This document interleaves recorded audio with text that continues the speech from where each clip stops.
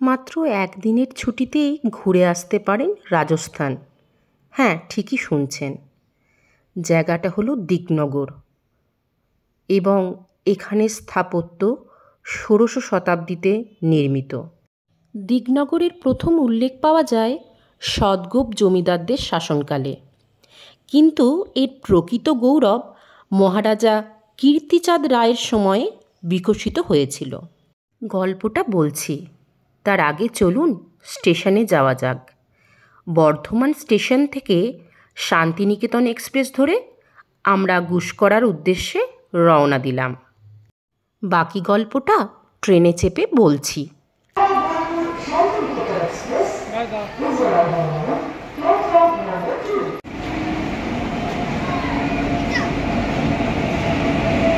মহারাজা কীর্তিচাঁদ রায়কে তাঁর পিতার জমিদারির উত্তরাধিকারী করা হয়েছিল ৩ বছর বয়সে, যখন তাঁর পিতা জগৎরামকে কৃষ্ণসায়র লেকে অতর্কিতভাবে হত্যা করা হয়েছিল। জগৎরাম তার বিধবা স্ত্রী ব্রজকিশোরী এবং 2 পুত্র কীর্তিচাঁদ এবং মিত্রসেনকে রেখে গিয়েছিলেন। কীর্তিচাঁদের জমিদারি গ্রহণের জন্য যথেষ্ট বয়স না হওয়া পর্যন্ত ব্রজকিশোরী জমিদারি পরিচালনার দায়িত্ব গ্রহণ করেন। ব্রজকিশোরী ছিলেন অত্যন্ত দক্ষ এবং পরোপকারী প্রশাসক। তিনি বর্ধমানে গ্রীষ্মে জলের ঘাটতি মেটাতে রানীসায়র নির্মাণ করেন। এছাড়াও বিভিন্ন জনকল্যাণমূলক কাজে তিনি নিয়োজিত ছিলেন। ১৭০৬ খ্রিস্টাব্দে কীর্তিচাঁদকে মোট ৪৯টি পরগনা থেকে সম্রাট আওরঙ্গজেবের কর পরিচালনা ও আদায়ের জন্য ফরমান প্রদান করা হয় এবং তাকে চৌধুরী উপাধিতে ভূষিত করা হয়। মুঘল দরবার থেকে তাঁর ক্ষমতা গ্রহণের পরপরই কীর্তিচাঁদ তার পিতার হত্যাকারীদের হত্যা করেন এবং বিভিন্ন অঞ্চলে যুদ্ধ পরিচালনা করেন। ১৭৩০ খ্রিস্টাব্দের প্রথম দিকে কীর্তিচাঁদ রায় বিষ্ণুপুর আক্রমণ করেন এবং বিষ্ণুপুরের মর্যাদাপূর্ণ ফতেপুর মহল দখল করেন। বিষ্ণুপুরে তার বিজয় উদযাপনের জন্য কীর্তিচাঁদ কাঞ্চননগরের ১২ দুয়ারি গেট তৈরি করেছিলেন। গল্প বলতে বলতে গুসকরা স্টেশনে পৌঁছে গেলাম। গুসকরা স্টেশনের বাইরে অটো স্ট্যান্ড থেকে অটো রিজার্ভ করে আমরা পৌঁছে যাব চাঁদনী জলটুঙ্গিতে। কাঞ্চননগরের বিন্যাসটি ত্রুটিহীনভাবে পরিকল্পিত ছিল এবং সেই সময়কার সেরা শ্রমিক, কারিগর এবং ব্যবসায়ীদের কাঞ্চননগরে বসতি স্থাপনের জন্য আমন্ত্রণ জানানো হয়েছিল।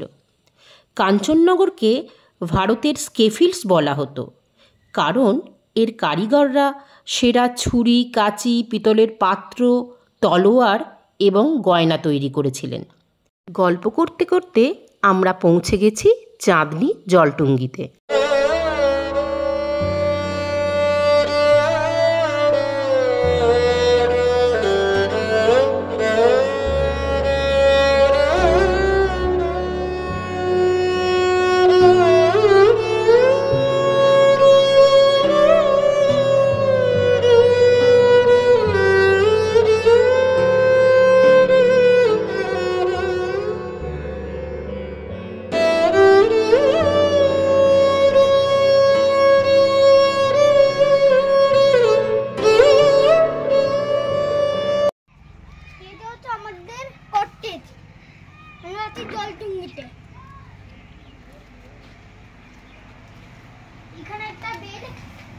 একটা বেড আছে না, দাঁড়াও চেয়ারটা দেখায়। এখানে একটা চেয়ার, একটা টেবিল আছে, হ্যাঁ মেনু কার্ড আছে, তাই তো? আচ্ছা, আর কি কি আছে দেখাও। অ্যাস্ট্রে রয়েছে, তাই তো? হ্যাঁ, একটা সোফা আছে। আর সোফার পাশে কি আছে? মিনি ফ্রিজ, তাই তো? আর আর দেখাও। হ্যাঁ, একটা ওয়ার্ড্রোব রয়েছে, খোলা যাচ্ছে না, না পরে দেখবে। আচ্ছা, হ্যাঁ একটাই ওয়ার্ড্রোব, দুটো এদিকে দুটো জলের বোতল, আবার একটা মাটির বোতল, দুটো গ্লাস, একটা পট, একটা ইলেকট্রিক কেটেল, তাই তো? আর এইদিকে টিভিটা দেখিয়ে দিই। এখানে আছে একটা টিভি, এখানে আছে রিমোট, দাঁড়া, এখানে একটা ফ্যান, এখানে আছে চেয়ার, এই যে এখানে চেয়ার আছে, বসেও পড়েছিস। আর এখানে আছে টেবিল আছে, আর একটা মিরর আছে, আর সবচেয়ে মজার এখানে একটা গল্প করার জন্য মাদুর পাতা আছে, তাই তো? টিভিতে দেখালাম, তার পাশে তো টেবিল ল্যাম্প আছে। এবার টেবিল ল্যাম্পটা অনেক সুন্দর, দেখবে জ্বালালে কি হয়। আরে বাস, দারুণ না? দেখিয়ে দিই ভালো করে। আগের ভিডিওতে দেখেছিলে যে আমি ওই জায়গাটা পটটা ছিল, এবার ভাবলাম পটের মধ্যে অন্য কিছু আছে, তো পটের মধ্যে অন্য কিছু নেই। কি আছে? বিয়ারটা আছে। ও, টি আর কফি স্যাশে কি এগুলো সব রয়েছে? হ্যাঁ,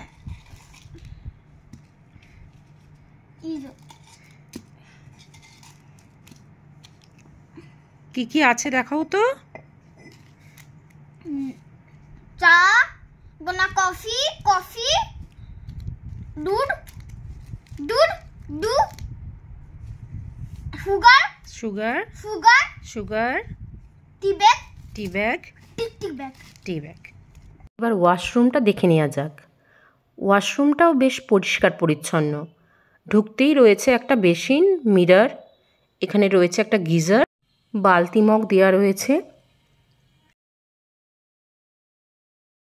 আছে ওয়েস্টার্ন কোমোড, কাপড় রাখার জন্য একটা হ্যাঙ্গার। এখানে মোট 3টি রাজস্থানী স্টাইলের কটেজ আছে। প্রত্যেকটিতে 2জন বড় এবং 1জন ছোট থাকতে পারবেন। এখানে সুন্দরভাবে রাজস্থানী স্টাইলে থালি পরিবেশন করা হয়। লাঞ্চ চলে এসছে, ভাত, লেবু লঙ্কা, আলু ভাজা, আলু পটলের তরকারি, পাপড়, ডাল, আচ্ছা পাঁপড়, জল, আচ্ছা এটা কি, জল, ঝিঙে আলু পোস্ত, ঢ্যাঁড়স আলুর একটা তরকারি, আচ্ছা যার মধ্যে থেকে ঢ্যাঁড়সটা নিয়ে কোপাই খেয়ে নিয়েছে, মাটন, চাটনি, রসগোল্লা, মিষ্টি দই, আচ্ছা এখানে প্রথমে বলা হয়নি, ঘি, স্যালাড, শাক, আলু ভাজা, আচ্ছা আলু ভাজাটা উনি খাচ্ছে, আর আছে আলু ভাতে আর উচ্ছে ভাজা। যদি বেশি জন আসেন তাহলে এই 4 বেডেড ফ্যামিলি রুমটা বুক করতে পারেন।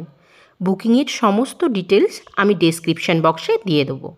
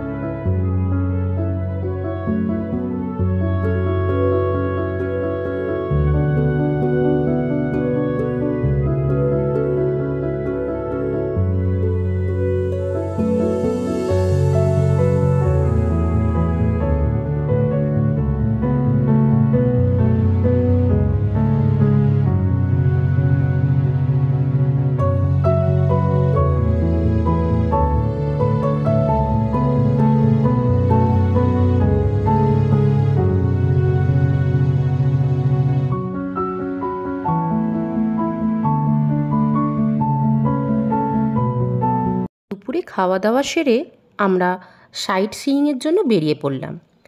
আমাদের গন্তব্য দরিয়াপুর ডোকরা ভিলেজ আর এখানকার জগন্নাথ মন্দির। এখানকার শিল্পীদের সাপোর্ট করার জন্য আপনারা অত্যন্ত কম দামে ডোকরার শিল্পকর্ম কিনতে পারেন। আমাদের হাতে সময় কম থাকায় আমরা ডোকরা ভিলেজ ও জগন্নাথ মন্দির দর্শন করেছিলাম। যদি কেউ দুদিন থাকেন তাহলে তারা যমুনা দিঘি, ভালকি মাচান, মৌখিরা মন্দির, লবণধর আলপনা গ্রাম, কালিকাপুর রাজবাড়ি আর গুসকরা এয়ারফিল্ড দেখে নিতে পারেন।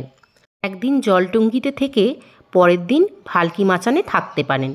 ভালকি মাচানের ভিডিওর লিংক আমি ডেসক্রিপশনে দিয়ে দিলাম।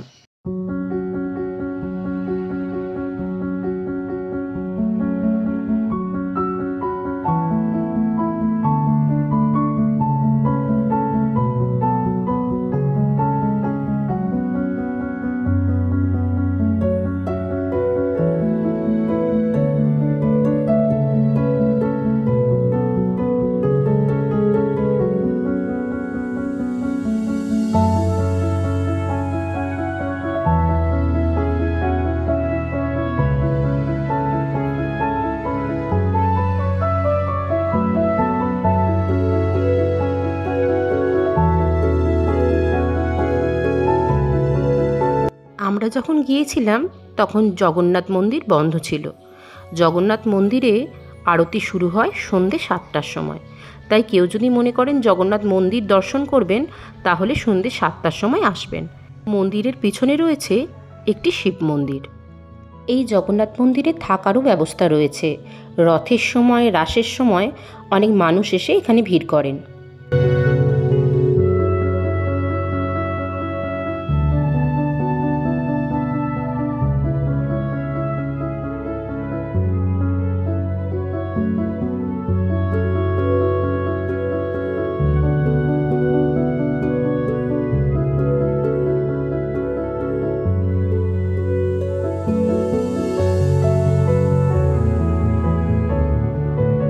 কটেজে ফিরতে ফিরতে বাকি গল্পটা বলে দিই। কীর্তিচাঁদ যে সমস্ত অট্টালিকাগুলি গড়ে তুলেছিলেন তার মধ্যে কেবল একটি তিনি তার জীবনের ভালোবাসার জন্য তৈরি করেছিলেন এবং এটি আজও তার সমস্ত সৃষ্টির মধ্যে আকর্ষণীয় হিসেবে দাঁড়িয়ে আছে। এটি হলো চাঁদনি জলটুঙ্গি। কীর্তিচাঁদ বিয়ে করেছিলেন রাজরাজেশ্বরীকে, যিনি সিন্ধু দেশ থেকে আসা এক সম্ভ্রান্ত পরিবারের কন্যা। রাজরাজেশ্বরী বঙ্গদেশে এলেন বটে, কিন্তু তার মন পড়ে রইল তার বাড়ির দিকে। কীর্তিচাঁদ তার রানীকে আনন্দ দেওয়ার জন্য দিগনগরে রাজপুতানার সবচেয়ে সুন্দর অংশটি নির্মাণ করেছিলেন। জলমহলের আদলে তৈরি এই জলটুঙ্গি। শোনা যায় সুন্দরী রানী যখন পূর্ণিমার রাতে এই ঝিল থেকে এক মুঠো জল নিয়েছিলেন তখন তার হাতের তালুতে চাঁদের দীপ্তি ধরা পড়েছিল। তাই গ্রামবাসীরা এই অঞ্চলের নাম দেন চাঁদনি। এখানে রাতব্যাপী বাদ্যযন্ত্রের অনুষ্ঠান হতো। সারা দেশ থেকে সঙ্গীতজ্ঞরা আসতেন এবং রাজা রানীকে আনন্দদানের জন্য জলটুঙ্গির ঘাটগুলিতে আসন গ্রহণ করতেন। কীর্তিচাঁদ দিগনগরে একটি প্রাসাদও তৈরি করেছিলেন, কিন্তু এটি সময়ের পরীক্ষায় দাঁড়াতে পারেনি। তবুও চাঁদনি জলটুঙ্গি এখনও তার সুন্দরী স্ত্রীর প্রতি পরাক্রমশালী রাজার ভালোবাসার সাক্ষী হয়ে দাঁড়িয়ে আছে।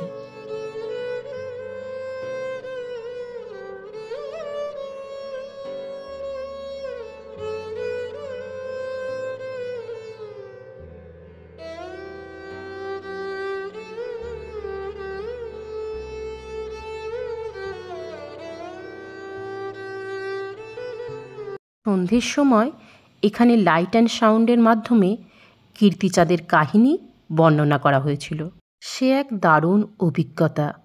মনে হচ্ছিল ইতিহাস যেন বইয়ের পাতা থেকে সামনে এসে ধরা দিচ্ছে। সময় থেকে বর্ধমানে সভ্যতার অবিচ্ছিন্ন পদচিহ্ন দেখা যায়। অনেকে বলেন যে বর্ধমান নামটি জৈন তীর্থঙ্কর বর্ধমান মহাবীর তার নামানুসারে হয়েছে, যিনি এখানে সময় কাটিয়েছিলেন। অনেকে বলেন বর্ধমান মানে ক্রমাগত বিকাশ ও সম্পন্নতার কেন্দ্র হিসাবে স্থানটির নামকরণ হয়েছে।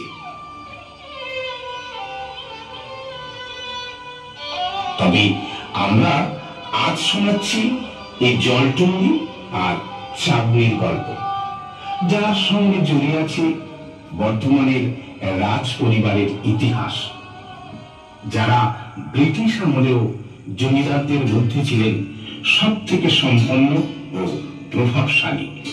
আরো নির্দিষ্ট করে বলতে গেলে এই পরিবারের একজন কীর্তিমান পুরুষের গল্প।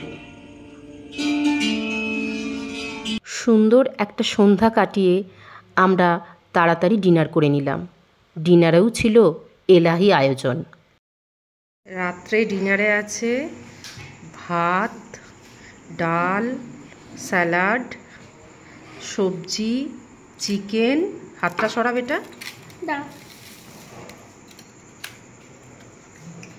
চিকেন, চাটনি, মিষ্টি। এরকম অনেক অজানা জায়গার তথ্য পেতে আমাদের চ্যানেলটিকে সাবস্ক্রাইব করে রাখবেন।